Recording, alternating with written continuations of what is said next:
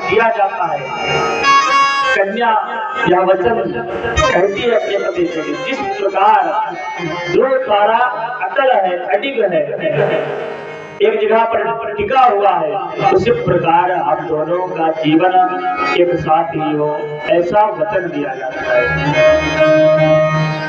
यह प्रेरणा लोगों को भगवान ने दिया। और ध्रुव जी महाराज की माता को भी भगवान ने तार दिया। इस प्रकार से ध्रुव जी महाराज परम नाम हो गए।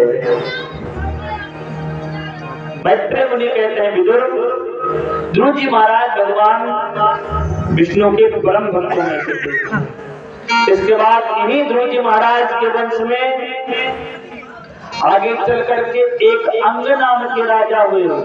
अंग राजा बड़े धर्मात्मा, परंतु उनका पुत्र हुआ बेन, जो भगवान को ही नहीं मानता था। सोचिए, जिसके वंश में ध्रुव जी महाराज थे, उनके वंश में अंग हुए, और अंग का पुत्र हुआ बेन, वह यज्ञ आदि मानता ही नहीं था। ऋषियों ने श्राप दे दिया। उसके दुर्गुणों से दुखित होकर ऋषियों ने श्राप दे दिया। श्राप के कारण उसकी मृत्यु हो गई, और जब मृत्यु हो गई तो सबने कहा अब तो कोई राजा नहीं बचा, अब क्या किया जाए, क्योंकि बेन ने अपने पिता को भगा दिया और देव राजा बन गया था।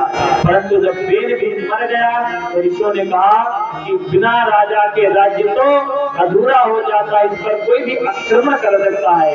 तब ऋषियों ने बेन के शरीर का मंथन किया, और जब मंथन किया तो उसमें से एक काला पुष्प प्रकट हुआ, निषद पुष्प प्रकट हुआ, जिसे निषाद कहते हैं। तो बेन के शरीर से निषादों की उत्पत्ति हुई है।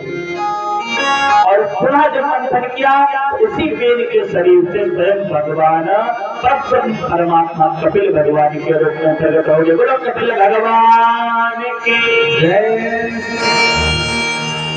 बेन के शरीर से निषादों की उत्पत्ति हुई, तो केवट निषाद, और उन्हीं बेन के शरीर से भगवान कपिल भगवान का प्रादुर्भाव हुआ।